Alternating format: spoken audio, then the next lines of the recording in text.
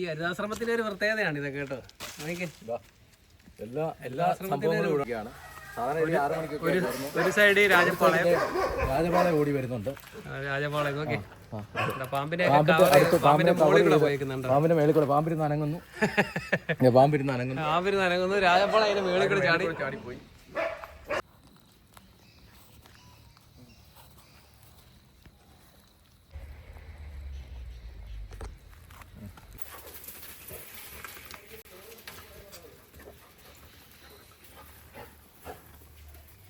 രാജഭരണകാലത്ത് വിഖ്യാതമായ ഒരു തറവാട്ടിലാണ് നമ്മളിപ്പോൾ ഉള്ളത്. ഇവിടെയാണ് വേഗവരയുടെ രാജാവായ ഡോക്ടർ ജിതേഷി ഉള്ളത്. ഇവിടെയാണ് രാജപാളയ ഡോഗിനെ സംരക്ഷിക്കുന്നത്. ഡോക്ടർ ജിതേഷിയുടെ ഹരിതാശ്രമത്തിലാണ് നമ്മളുള്ളത്. ഇവിടുത്തെ വിശേഷങ്ങളാണ് ഇന്ന് നിങ്ങൾക്ക് വേണ്ടി പങ്കുവെക്കുന്നത്. എല്ലാ മലയാളിയുടെയും സ്വകാര്യ അഹങ്കാരമായ നടൻ മോഹൻലാലിൻ്റെ അച്ഛനും മുത്തച്ഛനും, അച്ഛൻ വിശ്വനാഥൻ നായർ ചേട്ടനും മുത്തച്ഛൻ മണപ്പാടത്ത് രാമൻ നായരും, ഇവർ രണ്ടുപേരും ഒരു ദശാബ്ദക്കാലത്തിലേറെ താമസിച്ച തറവാടാണിത്, കല്ലെഴുത്തിൽ തറവാട്. NSS കരയോഗ പ്രസ്ഥാനം സമാരംഭിക്കുന്നത് ഈ തറവാടിൻ്റെ മൂലകുടുംബമായ ഇടയിലേത്ത് കുടുംബത്തിലും അതുപോലെ തന്നെ കല്ലെഴുത്തിൽ തറവാട്ടിലും രാവിലെയും വൈകിട്ടുമായിട്ട് കൊല്ലവർഷം 1104 ധനുമാസം 1-ാം തീയതി നടന്ന നായർ നേതൃ സംഗമം, നായർ പ്രമാണിമാരുടെ സംഗമത്തിൽ വെച്ചാണ് മന്നത്ത് പത്മനാഭൻ ഈ പൂമുഖത്ത് വെച്ചാണ് കരയോഗ പ്രസ്ഥാനത്തിന് സമാരംഭം കുറിക്കുന്നത്. അതുകൊണ്ടാണ് 1ഉം 2ഉം കരയോഗം തട്ടയിലായത്. 1-ാം നമ്പർ കരയോഗം ഇടയിലേത്ത് വീടിൻ്റെ പൂമുഖത്തും 2-ാം നമ്പർ കരയോഗം കല്ലെഴുത്തിൽ തറവാടിൻ്റെ പൂമുഖത്തും. അതുപോലെ നിത്യചൈതന്യയുടെ അമ്മ വീട്, ഇതിൻ്റെ ആമാക്ഷിയമ്മയുടെ വീട് ഇതിന് തൊട്ടുപുറകിലായിരുന്നു. നിത്യചൈതന്യതി ചെറുപ്പകാലത്ത് വന്നിട്ടുള്ള, അന്ന് ജയചന്ദ്രൻ പണിക്കർ എന്നാണ് പേര്. അതുപോലെ ധാരാളം പ്രമുഖരായ ആളുകൾ, മന്ത്രിമാർ ഒക്കെ, ചെറുവയൽ രാമേട്ടൻ, പത്മശ്രീ ജേതാക്കൾ, ചെറുവയൽ രാമൻ ഉൾപ്പെടെയുള്ള ധാരാളം പേർ നാടിൻ്റെ നാനാദിക്കിൽ നിന്നും അവർക്കൊക്കെ ആതിഥ്യമരുളിയ ഒരു തറവാടാണിത്. 150 വർഷത്തോളം പഴക്കമുണ്ട്. ഈ തറവാടിനെ, രാജഭരണകാലത്ത് തന്നെ പ്രാമുഖ്യം നേടിയ ഈ തറവാടിനെ ഇന്ന് സംരക്ഷിച്ചു നിർത്തുന്നത് രാജപാളയം നായ്ക്കളാണ്.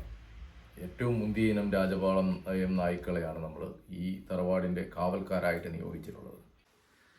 വിദേശി ഈ രാജപാളയം ഡോഗിനെ തിരഞ്ഞെടുക്കാനുള്ള ഒരു കാരണം എന്താണ്? അതിൻ്റെ കാരണം മെയിൻ്റനൻസ് വളരെ കുറവാണെന്നുള്ളതാണ്.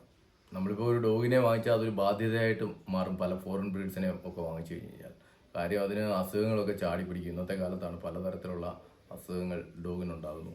പക്ഷേ രാജപാളയത്തിലെന്ന് പറഞ്ഞാൽ അങ്ങനെ രോഗങ്ങളൊന്നും തന്നെ വരാറില്ല. നമ്മൾ ആകെ കൊടുക്കേണ്ടത് വിരയുടെ മരുന്ന് 3 മാസം കൂടുമ്പോൾ ഒന്ന് കൊടുക്കുക എന്നുള്ളതിനപ്പുറം അതല്ലാതെ കാര്യമായ അസുഖങ്ങളൊന്നും തന്നെ രാജപാളയത്തിന് വന്ന് കാണാറില്ല. പിന്നെ റെയറസ്റ്റ് ഓഫ് ദി റെയർ കേസിൽ എവിടെയെങ്കിലും വന്നിട്ടുണ്ടോ എന്ന് അറിയില്ല. ഏതായാലും ഇവിടെ അങ്ങനെ രാജപാളയങ്ങൾക്ക് അസുഖങ്ങളൊന്നും തന്നെ ഇല്ല. അത് ഒരു ഭാഗ്യം തന്നെയാണ്. എപ്പോഴും നമ്മൾ ഡോഗിനെ കൊണ്ട് ആശുപത്രി പോകാനും അങ്ങനെ അതൊന്നും ഇന്നത്തെ കാലത്ത് എല്ലാവർക്കും ഭയങ്കര വലിയ തിരക്കുള്ള ജീവിതമാണ്. അപ്പോൾ ഞാൻ പറയുന്നത് ഉദ്യോഗസ്ഥന്മാരും ബിസിനസ്സുകാരും അങ്ങനെയൊക്കെയുള്ള ഏറ്റവും തിരക്കുള്ള മനുഷ്യർക്ക് വീട്ടിൽ ഡോഗിനെ വളർത്തണമെന്ന് ആഗ്രഹമുണ്ടെങ്കിൽ ഈ പറഞ്ഞ ഫോറിൻ ഡീസിനെ പലതിനെയും വളർത്തിയാൽ അത് ശരിക്കും പണി കിട്ടുക തന്നെ ചെയ്യും. കാര്യം എന്ന് വെച്ച് കഴിഞ്ഞാൽ ഈ അസുഖം വരുമ്പോൾ ആര് കൊണ്ടുപോകും? ഇപ്പോൾ ഒരു ആടിനെയോ പശുവിനെയോ ആശുപത്രി കൊണ്ടുപോകാൻ നമുക്ക് വേലക്കാരോ ജോലിക്കാരോ ഉണ്ടെങ്കിൽ കൊടുത്തുവിടാം. എന്ന് പറയുന്ന പോലെ പല ഡോഗുകളും 1 മാസ്റ്റർ ഡോഗുകളൊക്കെ ആയിരിക്കാം. അപ്പോൾ അത് ജോലിക്കാരോടൊന്നും ഇണങ്ങത്തില്ല, കാർ കയറി അങ്ങനെ ഇതൊക്കെ ഇല്ലാത്ത ഒരുപാട് ഡോഗുകളുണ്ട്. പക്ഷേ രാജപാളയത്തെന്ന് പറഞ്ഞാൽ അസുഖങ്ങൾ വരുന്നില്ല, ഡിസീസ് റെസിസ്റ്റൻസ് വളരെ ഹൈ ആണ് എന്നുള്ളത് തന്നെയാണ്. പിന്നെ അതുപോലെ പല ഡോഗ് ബ്രീഡുകളെയും ഫോറിൻ ഡോഗ് ബ്രീഡ്സുകളെയും ഞാൻ വളർത്തിയിട്ടുണ്ട്. അതൊക്കെ വളരെ ഇൻട്രസ്റ്റിങ് തന്നെയായിരുന്നു. ഇപ്പം ഗ്രേറ്റ് ഡെയിൻ എനിക്ക് വളരെ ഇഷ്ടമാണ്. പക്ഷേ ഗ്രേറ്റ് ഡെയിനെ വളർത്തി വരുമ്പോൾ അതിന് ലൈഫ് സ്പാൻ എത്ര ഉണ്ട്? ഒരു 6 കൊല്ലം 7 കൊല്ലം ആകുമ്പം നമ്മൾ റോയൽ കനൈനും എല്ലാം വാങ്ങിച്ചു കൊടുത്ത് NNDയും വാങ്ങിച്ചു കൊടുത്ത് വളർത്തുന്ന ഡോഗ് 6-7 കൊല്ലം കഴിയുമ്പോൾ ചത്തു പോകുന്നു എന്ന് പറയുമ്പോൾ നമുക്ക് വല്ലാത്തൊരു ഹാർട്ട് ബ്രേക്കിംഗ് ആയിട്ടുള്ള ഒരു കാര്യവുമാണ്. മാത്രമല്ല ചെറിയൊരു ഷോർട്ട് ടൈം മാത്രം, ഷോർട്ട് സ്പാൻ മാത്രമേ അതിനൊക്കെ ജീവിതമുള്ളൂ. പക്ഷേ രാജപാളയത്തിനൊക്കെ എന്ന് പറഞ്ഞാൽ 13 വയസ്സായി 10 വയസ്സായിട്ടും പ്രസവിക്കുന്ന രാജപാളയം പെൺകുട്ടികളുണ്ട് കേട്ടോ. അപ്പോൾ അത്രയും ലോങ് ലൈഫ് സ്പാൻ ഉണ്ട്. ഒരു 12-13 വയസ്സ് വരെ രാജപാളയം ജീവിക്കുന്നത് നല്ല ആരോഗ്യത്തോടു കൂടി തന്നെയാണ്. 15 വയസ്സ് വരെയൊക്കെ രാജപാളയം ജീവിക്കുന്നുണ്ട്. 15-16 വയസ്സ് വരെ ജീവിക്കുന്ന രാജപാളയമുണ്ട്. ഇത്രയും തിരക്കിനിടയിലും ഇവരെ പരിപാലിക്കാൻ എങ്ങനെ സമയം കണ്ടെത്തും? ഇതിന് സത്യത്തിൽ വലിയ പരിപാലനമൊന്നും വേണ്ട എന്നുള്ളതാണ് സത്യം. ഇപ്പം അഡൽട്ട് ഡോഗിനാണെങ്കിൽ ഒരു നേരം ആഹാരം കൊടുത്താലും മതി. ഇപ്പം നമ്മൾ വീട്ടിലുള്ളപ്പം 2 നേരമോ പല തവണയായിട്ടോ കൊടുക്കുന്നത് നല്ലത് തന്നെയാണ്. പക്ഷേ ഒരു തവണത്തെ ആഹാരം മാത്രം കൊടുത്താൽ ആവശ്യമേ ഒരു അഡൽട്ട് ഡോഗിനെ സംബന്ധിച്ചുള്ളൂ. പപ്പി സ്റ്റേജിൽ മാത്രം നമ്മൾ 4-5 തവണ ഫീഡ് ചെയ്താലും നല്ലത് തന്നെ. പിന്നെ രാജപാളയം എന്ന് പറഞ്ഞാൽ അതിൻ്റെ സൗന്ദര്യം ശുഭ്രശോഭയുടെ സൗന്ദര്യമാണ്. പിന്നെ എല്ലാവരും ഡോഗിനെ വളർത്തണമെന്ന് പറയുന്നതിൻ്റെ ഒരു കാരണം എന്താണെന്ന് അറിയോ?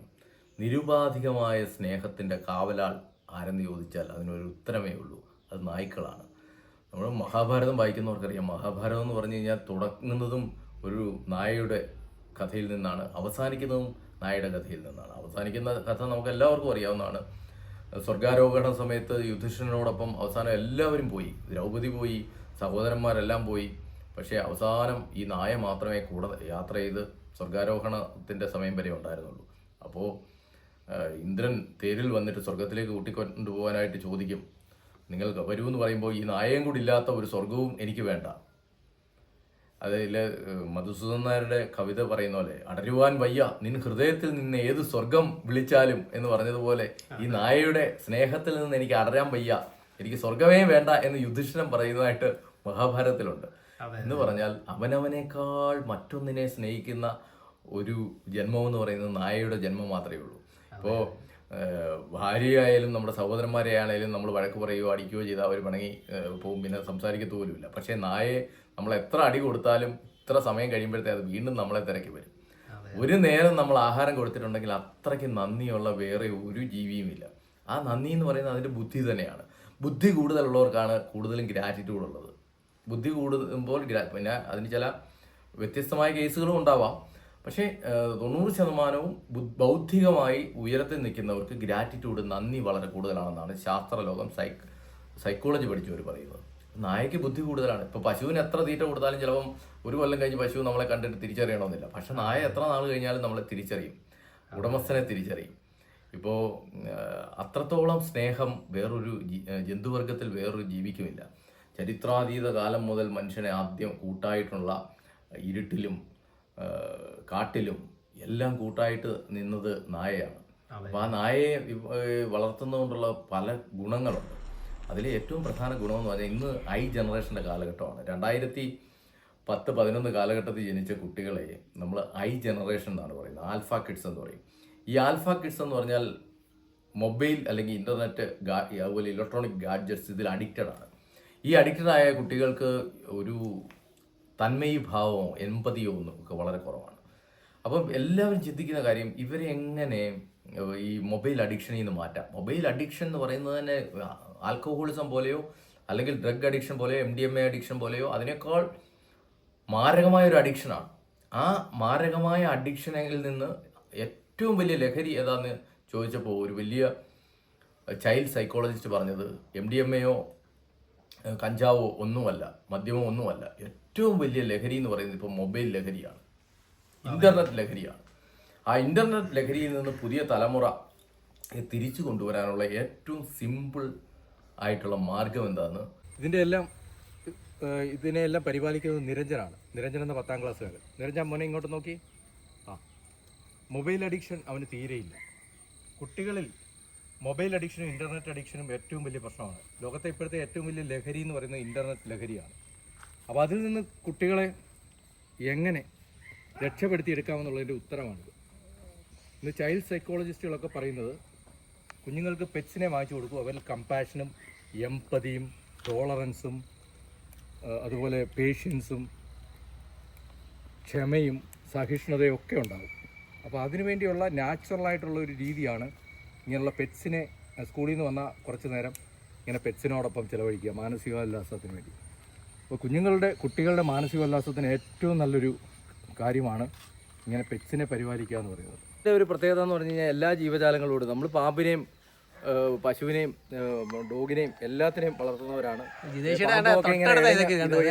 ഇവിടെ തന്നെ നമ്മുടെ മുറ്റത്ത് തന്നെ പാമ്പ് കൂട് കൂട്ടിയിട്ടുണ്ട്. അതിനകത്തോട്ട് മുട്ടയിട്ടിരിക്കുന്ന പാമ്പാണ്, അതിനകത്തോട്ട് കയറിക്കൊണ്ടിരിക്കുകയാണ്. ഈ ജീവജാലങ്ങളെല്ലാം സമസൃഷ്ടി ഭാവനയാണ് ഹരിതാശ്രമത്തിന്റെ ഒരു പ്രത്യേകത, മണ്ണുമര്യാദയുടെ ഒരു പ്രത്യേകതയാണ്. ഇതിപ്പം മാളത്തിലോട്ട് ഇങ്ങനെ കയറിക്കൊണ്ടിരിക്കുകയാണ്. സാധാരണ 6 മണിക്കൊക്കെ ഒരു സൈഡ് രാജപാളയം ഓടി വരുന്നുണ്ട്. പാമ്പിന്റെ മേളിൽ കൂടെ പാമ്പിരുന്ന് അനങ്ങുന്നു. രാജപാളയം മേളിൽ കൂടെ ചാടിപ്പോയി. ഇതൊക്കെ ഇവിടെ മാത്രമേ കാണാനൊക്കെ ഉള്ളൂ. ഹരിതാശ്രമത്തിൽ ഒരുപാട് പ്രത്യേകത തോന്നുന്നു. അതിപ്പം നായയാവണമെന്നില്ല, ഒരു പൂച്ചയോ ഒരു ചാറ്ററിങ് ലോറി പക്ഷിയോ എന്തേലും ഒരു പെറ്റിനെ വാങ്ങിച്ചു കൊടുത്താൽ അവരുടെ മനസ്സിലൊരു എമ്പതി ഉണ്ടാവും. ഇന്ന് മിക്ക വീട്ടിലും ഒറ്റക്കുട്ടികളാണ്. ഈ ഒറ്റക്കുട്ടികൾ എന്ന് പറയുന്നത് തന്നെ പലപ്പോഴും സ്വാർത്ഥതയുടെ ഒരു ഇരിപ്പിടമായിട്ട് അവരുടെ ഹൃദയം ഒന്ന് മാറും. അപ്പോൾ അവരുടെ സ്നേഹം പങ്കുവെക്കാൻ ആഗ്രഹിക്കുന്നില്ല, ഒന്നും അങ്ങനെ ഷെയർ ചെയ്യുന്നില്ല. പക്ഷെ അങ്ങനെയുള്ള കുട്ടികൾക്ക് ഇത്തരത്തിലുള്ള പെറ്റ്സിനെ വാങ്ങിച്ചു കൊടുത്താൽ ഏറ്റവും ഫ്രണ്ട്ലിയാണ്. ഇപ്പം വളരെ ഡേഞ്ചറസ് ആയിട്ടുള്ള അൺപ്രഡിക്റ്റബിൾ ആയിട്ടുള്ള ഹൈലി എക്സ്ട്രീംലി അഗ്രസീവായിട്ടുള്ള ഡോഗ് ബ്രീഡുകളെ വാങ്ങിച്ചു കൊടുത്താൽ അപായമാണ്. അത് ചിലപ്പം വലിയ പ്രശ്നം ഉണ്ടാക്കും. പക്ഷേ രാജപാളയം ഡോഗിനെ വാങ്ങിച്ചു കൊടുത്താൽ ഏറ്റവും ചൈൽഡ് ഫ്രണ്ട്ലി ആയിട്ടുള്ള ഡോഗ് ബ്രീഡാണ് രാജപാളയം. കണ്ടാൽ നല്ല വലിപ്പവും നല്ല എനർജിയും ഒക്കെ തോന്നുന്ന ഡോഗ് ഒരിക്കലും ഒരു കുഞ്ഞിനെയും ഉപദ്രവിക്കത്തില്ല. അതാണ് വേറൊരു രസം. പിന്നെ ഇതിൻ്റെ വേറൊരു പ്രത്യേകത എന്താണെന്ന് വെച്ചാൽ, ഇപ്പോൾ കാനെ കോഴ്സോ എന്ന് പറഞ്ഞ ഡോഗിനെ നമുക്ക് എല്ലാവർക്കും ഇഷ്ടമാണ്. കങ്കൽ എന്ന് പറഞ്ഞാൽ ഏറ്റവും വലിയ ബൈറ്റ് ഫോഴ്സ് ഉള്ള കങ്കൽ ഡോഗ് സിംഹത്തെ പോലിരിക്കും, നല്ല ഇഷ്ടമാണ്. പക്ഷേ ഇതൊക്കെ പ്രശ്നം അറിയോ, ഒരു 50 വയസ്സ് കഴിഞ്ഞവർക്ക് ഈ കാനെ കോഴ്സോയോ കങ്കലിനെയോ റോഡ് വെയിലറിനെയോ വളർത്തുന്നത് ഒരിക്കലും ഞാൻ സജസ്റ്റ് ചെയ്യത്തില്ല. കാര്യം അറിയോ, ഈ തോളിന് പ്രശ്നം ഉണ്ടാവും, ഫ്രോസൺ ഷോൾഡർ വരെ വന്നിരിക്കും. എന്താണെന്ന് വെച്ചാൽ ഈ ഇത്രയും നമ്മളെ പിടിച്ചു വലിച്ചുകൊണ്ട് ഭയങ്കര ആരോഗ്യമുള്ള ഡോഗിനെയും കൊണ്ടൊരു 50 വയസ്സ് കഴിഞ്ഞ ആൾ പോകുമ്പോൾ തോള് എല്ല് പൊട്ടാനും ഒക്കെ ഇതുണ്ട്. റോഡ് വെയിലറിനെ വളർത്തിക്കൊണ്ടിരുന്ന 52 വയസ്സുള്ള ഒരു സുഹൃത്ത് എനിക്കുണ്ട്, കോളേജ് പ്രൊഫസറാണ്. അദ്ദേഹത്തിന് കഴിഞ്ഞ ദിവസം തോള് ഈ ഡോഗ് ഒന്ന് ചാടിയതാണ്. ആ തോളിൻ്റെ കുഴ തെറ്റിയിട്ട് ഇപ്പം 6 മാസമായിട്ട് ഇങ്ങനെ പ്ലാസ്റ്റർ ഇട്ടുകൊണ്ട് നടക്കുകയാണ്. എന്നുവെച്ചാൽ അത് ഇപ്പോഴും ശരിയാവുന്നില്ല. അപ്പം ഇതെല്ലാം ശ്രദ്ധിക്കണം. ഒരു രാജപാളയം ഒരിക്കലും അങ്ങനെ അത്രത്തോളം പിടിച്ചു വലിച്ചുകൊണ്ട് നമ്മളെ പോകത്തില്ല. രാജപാളയത്തിൻ്റെ ഒരു നേച്ചർ, രാജപാളയത്തെ നമുക്ക് പിടിച്ച് നിയന്ത്രിക്കാൻ വെക്കും. അപ്പോൾ എന്നാൽ പലർക്കും ഏറ്റവും കുഞ്ഞി ഡോഗ് ബ്രീഡുകൾ ഷിവാവെ, ലോകത്തെ ഏറ്റവും ചെറിയ what's smallest dog breed in the world എന്ന് ചോദിച്ചാൽ ഞാൻ ഷിവാവെ എന്നേ പറയത്തുള്ളൂ. അതിനാണ് റെക്കോർഡ്, മെക്സിക്കൻ ഇനമാണ് ഷിവാവെ. ഇത്രയേ ഉള്ളൂ, ഒരു പൂച്ചയേക്കാൾ ചെറുതാണ്. പക്ഷേ ഷിവാവയൊന്നും വളർത്തി കഴിയുമ്പോൾ നമുക്ക് പെറ്റായിട്ട് വളർത്താമെന്നല്ലാതെ കാവലോ അല്ലെങ്കിൽ ഒരു കള്ളം വന്നാൽ തടഞ്ഞു നിർത്തുവോ പേടിപ്പിക്കുകയോ ഒന്നും ചെയ്യുമെന്ന് പ്രതീക്ഷിക്കരുത്. അപ്പോൾ പലർക്കും പിന്നെ ആരോഗ്യ പ്രശ്നമുള്ളത് കൊണ്ട് തീരെ കുഞ്ഞു ബ്രീഡിനെ വളർത്താൻ പറഞ്ഞാൽ പലരും തയ്യാറാവത്തില്ല. അപ്പോൾ ഒരുമാതിരി ആളുകൾ കണ്ടാൽ പേടിക്കുന്ന തരത്തിലുള്ള ഒരു വലിപ്പവും വേണം, അഗ്രഷനും വേണം. എന്നാൽ നമ്മളെ വളരെ കെയറും ചെയ്യണം. നമ്മുടെ കുഞ്ഞുങ്ങളെ ഒന്നും കടിച്ചു കീറരുത്, ഓവർ എക്സ്ട്രീം അഗ്രഷൻ പാടില്ല. ഏതെങ്കിലും ഒരുത്തൻ വീട്ടിലേക്ക് അനുവാദമില്ലാതെ ചുമ്മാതെ ഇന്നത്തെ കാലത്ത് ഒരു പണിയുമില്ലാതെ കള്ളപ്പിരിവുകാരുടെ ആഘോഷമാണ് ഇപ്പോൾ നടക്കുന്നത്. ചുമ്മാതെ ഓരോ നോട്ടീസ് അടിച്ചുകൊണ്ട് അങ്ങ് വരികയാണ്. അവർക്ക് സംഘടന ഉണ്ടോ എന്ന് പോലും അറിയില്ല. പിന്നെ പല ചാരിറ്റിയിൽ നിന്നും പലതും പറഞ്ഞുകൊണ്ട് വീട്ടിലേക്ക് 10, 25, 30 പേര് കയറി വരുന്നതെന്നാണ് പലരും പറയുന്ന ആക്ഷേപം. ഇവരെയെല്ലാം തടുത്തു നിർത്താൻ പറ്റിയ ഏറ്റവും നല്ല ഡോഗ് ബ്രീഡ് ഏതാണെന്ന് വെച്ചാൽ രാജപാളയമാണ്. കാര്യം എന്താ അറിയാം, ഗേറ്റ് തുറക്കുമ്പോൾ ഉടനെ റോഡ് വെയിലറിനെ പോലെയോ മറ്റ് ഡോഗുകളെ പോലെയോ ചാടിക്കയറി കടിക്കത്തില്ല. ഇത് രാജപാളയം വളരെ തന്ത്രശാലിയാണ്. രാജപാളയം ഇപ്പോൾ രാജീവിനെ തന്നെ അറിയാം. നമ്മൾ ആ ഡോഗ് നിങ്ങൾ ഗേറ്റ് തുറന്ന് ഇങ്ങോട്ട് വന്നു കഴിഞ്ഞപ്പോൾ ഡോഗ് എവിടെ തന്നെ രാജീവിന്റെ ഒരു 10 അടി അകലത്ത് നിന്നുകൊണ്ടാണ് കുറച്ചത്. ശരിയല്ലേ? എന്ന് വെച്ചാൽ രാജീവിന്റെ കയ്യിൽ വല്ല ആയുധമുണ്ടോ, രാജീവ് ആക്രമിക്കുമോ, തോക്കുണ്ടോ, ഇതെല്ലാം നോക്കിയതിന് ശേഷം മാത്രമേ രാജപാളയം പിന്നെയും അതിക്രമിച്ച് കയറുന്നവനെ മാത്രമേ കടിക്കത്തുള്ളൂ. അതല്ലാതെ അവിടെ ഒരു 10 എപ്പോഴും ഒരു സേഫ്റ്റി ഡിസ്റ്റൻസ് നോക്കി മാത്രമേ രാജപാളയം നിൽക്കത്തുള്ളൂ. അല്ലാതെ ഏതൊരു അപരിചിതൻ വന്നാലും തൊട്ടടുത്തോട്ട് ചാടിക്കയറി അങ്ങ് വരില്ല. അങ്ങനത്തെ മണ്ടത്തരം കാണിക്കില്ല. കാര്യം ഈ ആളുടെ കയ്യിലിരിക്കുന്ന ആയുധം എന്താണ്, ഇത് എങ്ങനെയാണ് വരുന്നത്. ഈ രാജപാളയത്തിന്റെ 2 കുര കേൾക്കുമ്പോൾ തന്നെ ഈ വരാനിരിക്കുന്ന ഗേറ്റും പൂട്ടി സ്ഥലം പെടും. അപ്പം കള്ളനായാലും അനാവശ്യമായിട്ടുള്ള ഭിക്ഷക്കാരായാലും ഒക്കെ പല വീടുകളിലും വലിയ നിരന്തര ശല്യം ഉണ്ടാകുന്നുണ്ട്. ഭിക്ഷക്കാരുടെ രൂപത്തിൽ വന്നിട്ട് കുട്ടികളെ തട്ടിക്കൊണ്ട് പോവുക, സ്ത്രീകൾ മാത്രമേ ഉള്ളൂ എന്ന് പറഞ്ഞു കഴിഞ്ഞാൽ സ്വർണം പൊട്ടിച്ചുകൊണ്ട് പോവുക. ഇന്ന് ഡോഗ് ഏറ്റവും വേണ്ട കാലഘട്ടത്തിലാണ് നമ്മൾ ജീവിക്കുന്നത്. എന്തുകൊണ്ടാണ് ഡോഗ് വേണ്ടതെന്ന് പറയുന്നതിൻ്റെ ഏറ്റവും പ്രധാന കാര്യം എന്താ അറിയോ, നമ്മുടെ വീട്ടിൽ ഏത് സ്ത്രീയുടെ കഴുത്തെ നോക്കിയാലും 1 പവൻ്റെയോ 1.5 പവൻ്റെയോ ആഭരണം കാണും. ഇന്ന് 1 പവന് 85,000 രൂപ വിലയിലേക്ക് വന്നിരിക്കുന്നു. ഇനി അതിലും കൂടിക്കൊണ്ടിരിക്കുമായിരിക്കും അടുത്ത ദിവസങ്ങളിൽ. അപ്പോൾ അപരിചിതനായ ഒരുത്തൻ വീട്ടിൽ വന്നാൽ സ്ത്രീകൾ മാത്രമേ ഉള്ളെങ്കിൽ ഉറപ്പ് വിചാരിച്ചു അവൻ ചിലപ്പോൾ മാല പൊട്ടിക്കാനോ ഒക്കെ വരുന്നതായിരിക്കാം. അപ്പൊ അങ്ങനെയുള്ള ആളുകൾ വന്നാൽ അല്ലെങ്കിൽ കുട്ടിയെ തട്ടിക്കൊണ്ട് പോകാനായിരിക്കും വരുന്നത്. പണ്ടാണെങ്കിൽ പോലീസുകാർ പറയുന്നത് കണ്ടുപിടിക്കാൻ ഒരു പാടുമില്ല. ഇന്ന് CCTV കണ്ടുപിടിക്കാം. പക്ഷെ ഒരു പ്രശ്നം എന്തറിയോ, ഈ അന്യ സംസ്ഥാന തൊഴിലാളികൾ ഇതര സംസ്ഥാന തൊഴിലാളികളുടെ എല്ലാം മുഖം കണ്ടു കഴിഞ്ഞാൽ തിരിച്ചറിയാൻ പ്രയാസം. എല്ലാവരും ഏതാണ്ട് ഒരുപോലെ ഇരിക്കുക. അപ്പൊ ഈ മാല പൊട്ടിച്ചോണ്ട് പോയ ആളിനെ ഒരു 10 ബംഗാളിയോ ആസാമിയോ കൊണ്ട് നിർത്തിയാൽ പോലും ഈ സ്ത്രീക്ക് ഇതിൽ ഏതവനാണ് മാല പൊട്ടിച്ചോണ്ട് പോയെന്ന് കണ്ടുപിടിക്കാനൊക്കെ ഇല്ല. CCTV നോക്കിയാൽ പോലും കണ്ടുപിടിക്കാൻ പറ്റില്ല. പിന്നെ CCTVയുടെ കുഴപ്പം, ഈ വരുന്ന ബുദ്ധിമാന്മാരായ ആളുകൾ ഹെൽമെറ്റ് വെച്ചും മുഖംമൂടിയും വെച്ച് വന്നാൽ അത് മാത്രമല്ല അവൻ CCTV തന്നെയാണ് ആദ്യം ലക്ഷ്യമിട്ട് അത് തന്നെ എടുത്തുകൊണ്ട് പോകുന്ന കാലമാണ്. അപ്പൊ അതുകൊണ്ട് CCTV വെച്ചാൽ സുരക്ഷിതമാണെന്ന് പറയുന്നതിനകത്ത് ഒരു അർത്ഥവുമില്ല. ഇപ്പം ബുദ്ധിയുള്ളവരെല്ലാം ഇപ്പം പല പോലീസ് ഉദ്യോഗസ്ഥരും നമ്മുടെ സുഹൃത്തുക്കളുണ്ട്, ധാരാളം സുഹൃത്തുക്കളുണ്ട്. അപ്പോൾ DYSPമാരും അവരും എല്ലാം പറയുന്ന ഒരു പ്രധാന കാര്യം എന്താ വെച്ച് കഴിഞ്ഞാൽ കള്ളന്മാർ കയറുന്നത് കൂടുതൽ ഒരു ഡോഗ് പോലും ഇല്ലാത്ത വീടുകളിലാണ്. ഇപ്പൊ ലാബഡോറെ പോലുള്ള കടിക്കാത്ത ഡോഗ് ഒക്കെ ഉണ്ടെങ്കിൽ കള്ളന്മാർക്ക് അതറിയാം, അത് കടിക്കത്തില്ലെന്നറിയാം. പക്ഷേ ഇപ്പൊ 3 രാജവാളയുള്ള ഒരു വീട്ടിലോട്ട് രാത്രി ഒരു കള്ളൻ കയറി വന്നാൽ അവന്റെ എല്ല് പോലും അത് ബാക്കി വെക്കത്തില്ല. കാര്യം എന്താ വെച്ച് കഴിഞ്ഞാൽ അതിക്രമിച്ച് കയറുന്നവരെ എങ്ങനെ കൈകാര്യം ചെയ്യണമെന്ന് രാജപാളയത്തിന് അറിയാം. കൃത്യമായിട്ട് അത് ആദ്യമേ ഒന്ന് നിരീക്ഷിക്കും. വീടിന് എന്തെങ്കിലും രീതിയിൽ അതിക്രമിച്ച് കയറുകയാണെന്ന് കണ്ടാൽ രാജപാളയം കൈകാര്യം ചെയ്യും. അപ്പം ഇന്ന് ഓരോ മനുഷ്യൻ്റെയും ജീവിതം ഇപ്പം നമ്മൾ പല സ്ഥലങ്ങളിലും വായിക്കുന്നു, ഒറ്റയ്ക്ക് താമസിക്കുന്ന സ്ത്രീകളുള്ളിടത്ത് നിരന്തരം കൊലപാതകങ്ങളും കള്ളന്മാർ കയറുന്നതും ഇതെല്ലാം വലിയ വിഷയങ്ങളായിട്ട് വരികയാണ്. ഇവിടെയെല്ലാം ഓരോ വീടിൻ്റെ മുന്നിലോട്ട് പോലീസുകാരനെ കാവൽ നിർത്താൻ ഒക്കില്ല. ഒരു പോലീസ് സേനയ്ക്ക് ഒക്കത്തില്ല. എത്ര ലക്ഷം പോലീസുകാരെ കേരളം നിയമിച്ചാലൊക്കെ അത് സാധിക്കണമെങ്കിൽ. അപ്പം നമ്മുടെ സുരക്ഷ നമ്മുടെ മാത്രം ആവശ്യമായിട്ട് മാറുന്ന ഒരു കാലഘട്ടത്തിലാണ്. അപ്പം ആ കാലഘട്ടത്തിൽ ഓരോ വീട്ടിലും പ്രത്യേകിച്ച് സ്ത്രീകൾ തനിച്ചുള്ള വീടുകളിലെല്ലാം 1-2 ഡോഗ് ഉണ്ടായിരിക്കണം. ഒപ്പം CCTVയും വെച്ചോളൂ.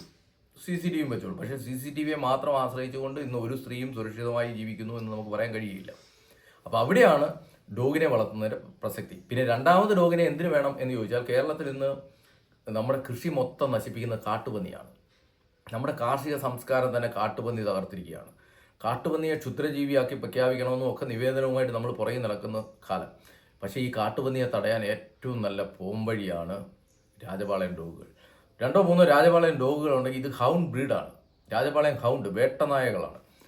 അപ്പോൾ ആ വേട്ടനായകൾക്ക് ഏറ്റവും വലിയ രസകരമാണ് പന്നിയെ ഓടിക്കുക എന്ന് പറയുന്നത്. നമ്മുടെ വീടിന്റെ പരിസരത്ത് പന്നി വരത്തില്ല. പന്നി വന്നാൽ അപ്പം തന്നെ ഓടിച്ചു വിടും. നമുക്കിത് ഓടുന്ന കാഴ്ച തന്നെ രസകരമായി നമുക്ക് കാണാം. രാത്രിയിൽ എൻ്റെ വീടിന്റെ സൈഡിൽ കൂടെ എല്ലാം കാട്ടുപന്നികൾ ഇഷ്ടം പോലെ നിരനിരയായി പോവാണ്. ഇപ്പൊ സിറ്റികളിൽ പോലും കാട്ടുപന്നികൾ രാത്രി കീഴടക്കുകയാണ്. രാത്രിയിലെ രാജാക്കന്മാർ നമ്മുടെ നാട്ടിൽ ആരാന്ന് ചോദിച്ചാൽ ഇപ്പോൾ കാട്ടുപന്നികളാണ്. ഇപ്പൊ പല ഗ്രാമങ്ങളും കൃഷി തന്നെ ഉപേക്ഷിക്കുകയാണ് കാട്ടുപന്നി കാരണം. അപ്പോൾ അതിനുള്ള ഏറ്റവും വലിയ നിവേദനവുമായിട്ട് നമ്മൾ ഫോറസ്റ്റിലും അവിടെ എവിടെയും കയറി ഇറങ്ങുന്ന സമയം കൊണ്ട് നമ്മൾ 3 രാജപാളയത്തെ വാങ്ങിച്ചു വളർത്തി കഴിഞ്ഞാൽ കാട്ടുപന്നിയെ നമ്മുടെ നാട്ടിൽ നിന്ന് നമ്മുടെ ഏരിയയിൽ നിന്ന് കാട്ടുപന്നിയെ തുരത്താനൊക്കെ. വിദേശി മറ്റൊരു കാര്യം കൂടെ, നമ്മുടെ ഈ വീഡിയോ ഒക്കെ കണ്ടിട്ട് ഒരുപാട് പേര് ഇതിനെ വാങ്ങാനായിട്ട് താല്പര്യപ്പെടുന്നുണ്ട്. അവരെന്താണ് ചെയ്യേണ്ടത്? അപ്പം നല്ല തിരക്കുള്ള ആളായതുകൊണ്ട് ഒരുപാട് കോളുകൾ വന്നാൽ അത് അറ്റൻഡ് ചെയ്യാൻ ബുദ്ധിമുട്ടായിട്ട് വരും ചിലപ്പോൾ. അപ്പോൾ അതിനുവേണ്ടി ഒരു സൊല്യൂഷൻ എന്താണ്?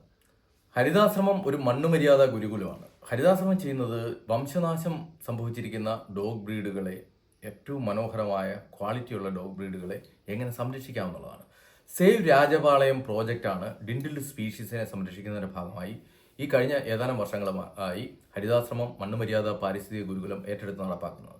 അത് നടപ്പാക്കുന്നതിൻ്റെ ഭാഗമായിട്ട് ലോകത്തെ ഏറ്റവും കിട്ടാവുന്ന ഏറ്റവും മുന്തിയ തരത്തിലുള്ള ഏറ്റവും നല്ല ബ്ലഡ് ലിനിയേജിലുള്ള രാജപാളയങ്ങളെ, അതിൻ്റെ പേരൻറ് സ്റ്റോക്കിനെ ആണ് ഇവിടെ ശേഖരിച്ച് അതിൻ്റെ കുഞ്ഞുങ്ങളെയാണ്, അതും നമ്മൾ നാച്ചുറലായിട്ട്, അല്ലാതെ കൃത്രിമമായിട്ട് നമ്മൾ കുഞ്ഞുങ്ങൾ ഉണ്ടാവാൻ വേണ്ടി ബ്രീഡിംഗ് ഒന്നും നടത്തുന്നില്ല. നാച്ചുറലായി തന്നെ അത് ബ്രീഡ് ആവുകയാണെങ്കിൽ അതിൻ്റെ കുഞ്ഞുങ്ങളുള്ളപ്പോൾ നേരത്തെ തന്നെ അഡ്വാൻസ് ബുക്കിംഗ് ആണ്. ഇവിടെ എന്ന് പറഞ്ഞാൽ 100 കണക്കിന് ഫോൺ കോളുകളാണ് ഓരോ ദിവസവും വരുന്നത്. ഇവിടുത്തെ ആളുകൾക്ക് വോളണ്ടിയേഴ്സിനൊന്നും അറ്റൻഡ് ചെയ്യാൻ പോലും ഒക്കാത്തത്ര കോളുകളാണ് വരുന്നത്. ഇപ്പൊ രാജീവ് വന്നപ്പോൾ തന്നെ കണ്ടില്ലേ, സെക്കൻഡിൽ ഓരോ 2 സെക്കൻഡിലും കോളുകൾ വന്നുകൊണ്ടേയിരിക്കുകയാണ്. രാജീവ് തന്നെ അത്ഭുതപ്പെട്ടില്ലേ, ഇത് എത്ര നമ്മൾ വന്ന് സംസാരിച്ച് ഇവിടെ വന്നിരുന്ന ഒരു അരമണിക്കൂറിനുള്ളിൽ 150-200 ഫോൺ കോളുകളാണ്. ഫോൺ സൈലന്റ് ആക്കി വെച്ചിരിക്കുകയാണ്. കാര്യം ഇങ്ങനെ കോളുകൾ വന്നുകൊണ്ടേയിരിക്കുകയാണ് നാടിന്റെ. അതിന്റെ ഒരു കാരണം എന്ന് പറഞ്ഞാൽ നമ്മൾ ഇവിടെ നടത്തുന്ന ബയോഡൈവേഴ്സിറ്റി പ്രവർത്തനങ്ങളെ കുറിച്ച് അറിയാവുന്ന, അതായത് സെലിബ്രേറ്റ് ബയോഡൈവേഴ്സിറ്റി, ജൈവ വൈവിധ്യത്തെ ആഘോഷമാക്കുക എന്നുള്ള സന്ദേശമാണ് നമ്മൾ ലോകത്തിന് ഈ രാജപാളയത്തെയും, അതുപോലെ ഞാൻ 8 ഏക്കർ സ്ഥലത്ത് വനം വളർത്തുന്നുണ്ട്. ഇത്തരം പ്രവർത്തനത്തിലൂടെയെല്ലാം വൃക്ഷലതാദികളെക്കുറിച്ചും വ്യത്യസ്തമായ സസ്യലതാദികളെക്കുറിച്ചും ജൈവ വൈവിധ്യത്തെക്കുറിച്ചും വ്യത്യസ്തമായ ജീവിവർഗത്തെക്കുറിച്ചുമുള്ള ബോധനമാണ് പുതിയ തലമുറയിലേക്ക് കൊടുക്കുന്നത്. അതിൻ്റെ ഭാഗമായിട്ടാണ് ഇത്തരം കാര്യങ്ങൾ ചെയ്യുന്നത്. അപ്പം രാജപാളയം ഏറ്റവും മികച്ചൊരു ബ്രീഡാണ്. അതിനെ വേണ്ടിയവരെ വിളിച്ച് നേരത്തെ ബുക്ക് ചെയ്ത് ഇടുക എന്നുള്ളതാണ് ചെയ്യുന്നത്. അല്ല പെട്ടെന്ന് ഒരാൾ വിളിച്ചിട്ട് ഇങ്ങോട്ട് കയറി വന്നാൽ ഇവിടെ രാജപാളയത്തെ കൊടുക്കാൻ കഴിയുകയില്ല എന്നുള്ളതാണ് സത്യം. എല്ലായ്പ്പോഴും പപ്പികളൊക്കെ ഉണ്ടാകാം, പക്ഷേ എങ്കിൽ പോലും അതെല്ലാം ബുക്ക് ചെയ്ത് അതിനെ ഏറ്റവും പറ്റിയ, അല്ലാതെ വെറുതെ ഒരാൾക്ക് നമ്മൾ ഇവിടുന്ന് രാജപാളയം പപ്പിയെ കൊടുക്കില്ല. ഈ കൊണ്ടുപോകുന്ന ആളിന് 10-30 സെന്റ് സ്ഥലമെങ്കിലും ഇതിനൊക്കെ ഓടാനും എക്സസൈസ് ചെയ്യാനും ഒക്കെ സ്ഥലമുണ്ടോ? ഇപ്പോൾ ഫ്ലാറ്റിൽ നിന്ന് ഒരാൾ വന്നിട്ട് നമുക്ക് 2 ലക്ഷം രൂപ തരാമെന്ന് പറഞ്ഞാലും നമുക്ക് രാജപാളയം പപ്പിയെ കൊടുക്കാനൊക്കത്തില്ല. കാര്യം ഫ്ലാറ്റിൽ അതിനെ വളർത്തുക അസാധ്യമായ കാര്യമാണ്. അതിന് എക്സസൈസ് വേണം. ഇത് ഹൗണ്ട് ബ്രീഡാണ്. അതിന് ഓടാനും ചാടാനും സ്ഥലം വേണം. അപ്പോൾ അതുകൊണ്ടാണ് ഇവിടെ ആണെങ്കിൽ 3 ഏക്കറോളം സ്ഥലത്ത് ഫുൾ ഫെൻസിങ്, 6 അടി പൊക്കത്തെ ഫെൻസിങ് വിട്ട് ഓരോ ഡോഗിനും അതിൻ്റെതായ എക്സസൈസ് കൊടുത്ത് അങ്ങനെ നീറ്റ് ആൻഡ് ക്ലീനായി നോക്കി വളർത്തുന്നതാണ്. അല്ല കേജിലിട്ട് വളർത്തുന്ന ഒരു രീതിയല്ല. ഇപ്പോൾ അതിഥികൾ വരുമ്പോൾ പേടിയുള്ള നായയെ പേടിയുള്ള അതിഥികൾ ഹരിതാശ്രമത്തിലേക്ക് വരുമെങ്കിൽ മാത്രം വരുന്ന സമയത്ത് മാത്രമാണ് നമ്മൾ രാജപാളയത്തെ കെട്ടിയിടുന്നത്. രാത്രിയാണെങ്കിൽ ഇതിനെല്ലാം അഴിച്ചു വിട്ടേക്കാണ്. അപ്പോൾ അങ്ങനെ ചെയ്യുന്നതുകൊണ്ട് ഈ വീടിനും ഇവിടുത്തെ ആളുകൾക്കും എല്ലാം സംരക്ഷണം കിട്ടുന്നു. ഈ ഭാഗത്തെങ്ങും ഒരു കള്ളൻ ഈ ഏരിയയിൽ കൂടെ പോലും പോവില്ല. അതുപോലെ കാട്ടുപന്നിയുടെ ആക്രമണത്തിൽ നിന്ന് നമ്മുടെ കൃഷിയെല്ലാം സംരക്ഷിച്ച് നിർത്താൻ ഒക്കുന്നുണ്ട്.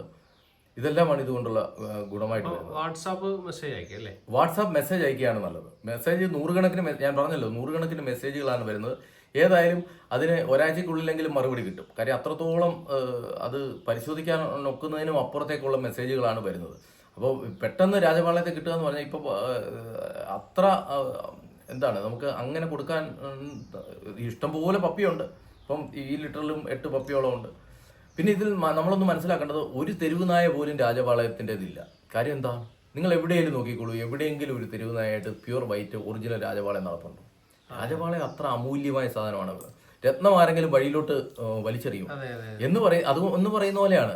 പല ഫോറിൻ ബ്രീഡ്സിനെയും കണ്ടേക്കാം, പക്ഷെ എങ്കിൽ പോലും ഒരു രാജപാളയത്തെ പോലും ആരും തെരുവിലേക്ക് വലിച്ചെറിയുന്നതായിട്ട് കാണുന്നില്ല.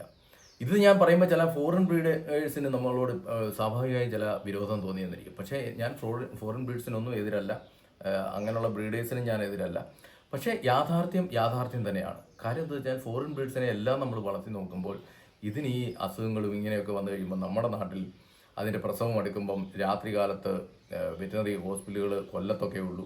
പല ജില്ലകളിലും 24 hours ഉണ്ട് എന്ന് പറഞ്ഞാൽ പോലും അവിടെ ചെല്ലുമ്പം ഡോക്ടറും കാണത്തില്ല, ആരും കാണില്ല. ഇത്തരം ഫോറിൻ ബ്രീഡ്സ് എല്ലാം പ്രസവിക്കുന്നത് മിക്കവാറും എല്ലാ ഡോഗും രാത്രിയാണ് പ്രസവിക്കുന്നത്. രാജപാളയാണെങ്കിൽ നമ്മളൊന്നും അറിയണ്ട, അത് പ്രസവിക്കാറാകുമ്പം എവിടെയെങ്കിലും ചെന്ന് മണ്ണിൽ കുഴിയുണ്ടാക്കി അവിടെ തന്നെ പ്രസവിച്ച് ഒരു 10 ദിവസമായി കുഞ്ഞുങ്ങളെ ഇങ്ങോട്ട് വരും. ഇവിടുത്തെ രീതികൾ അങ്ങനെയാണ്.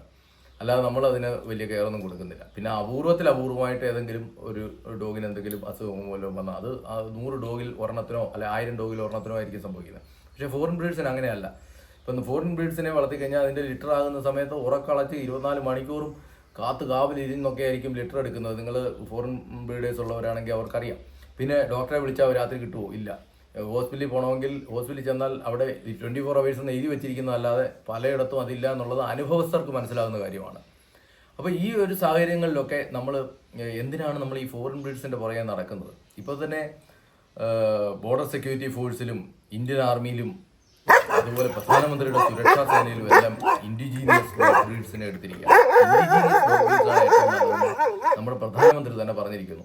പ്രധാനമന്ത്രി മൻ കി ബാത്തിൽ അദ്ദേഹത്തിൻ്റെ പ്രമുഖമായ റേഡിയോ ടോക്ക് മൻ കി ബാത്തിൽ 1 മണിക്കൂറിനെ ആ സമയം 1 മണിക്കൂറോളം സംസാരിച്ചത് ഒരു ഡോഗ് ബ്രീഡിനെ കുറിച്ചാണെന്ന് പറയുന്നത് അത്ഭുതകരമായ കാര്യമല്ലേ? അത് രാജപാളയത്തെക്കുറിച്ചും മുതൽ ഹോണ്ടിനെ കുറിച്ചും ഒക്കെ അദ്ദേഹം അതിനകത്ത് സംസാരിച്ചിരിക്കുന്നു.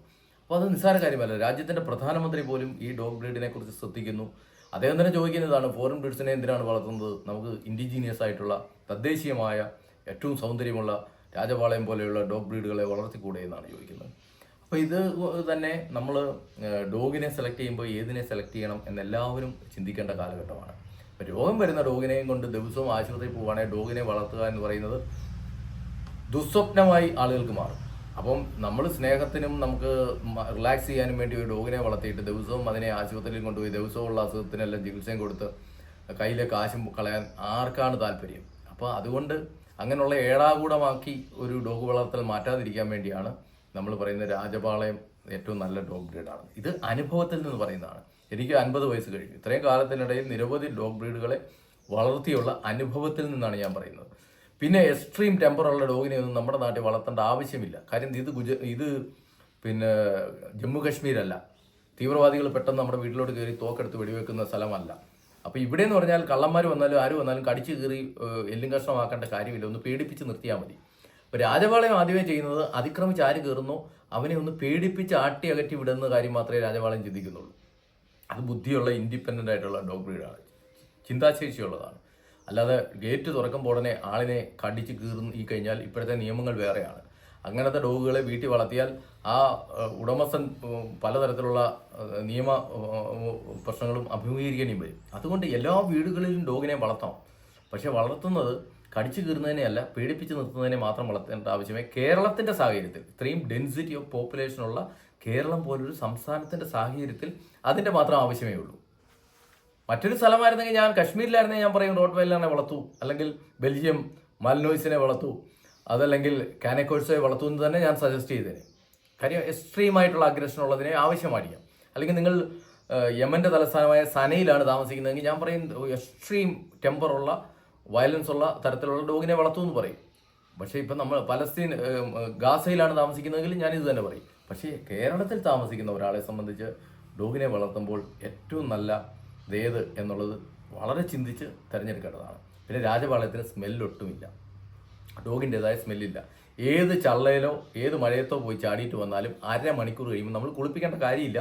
അത് തന്നെ ദേഹത്ത് പൂച്ചയെ പോലെ, പൂച്ചയാണ് ലോകത്തെ ഏറ്റവും വൃത്തിയുള്ള ജീവി എന്ന് പറയാറുണ്ട്. എപ്പോഴും അത് നക്കി തോർത്തിക്കൊണ്ടിരിക്കും, വൃത്തിയാക്കിക്കൊണ്ടിരിക്കും ശരീരം എന്ന് പറയുന്ന പോലെ രാജപാളയം എത്ര വൃത്തികെട്ട സ്ഥലത്തൂടെ പോയിട്ട് വന്നാലും 1/2 മണിക്കൂർ കഴിയുമ്പോൾ അത് നല്ല ശുഭ്ര ശോഭയുള്ള വെള്ള നിറത്തിലേക്ക് അത് മാറും. കാര്യം അത് തുടച്ച് അത് നല്ല വൃത്തിയാക്കിയിരിക്കും. അതിൻ്റെ കുഞ്ഞുങ്ങൾ പോലും അങ്ങനെ തന്നെയാണ്.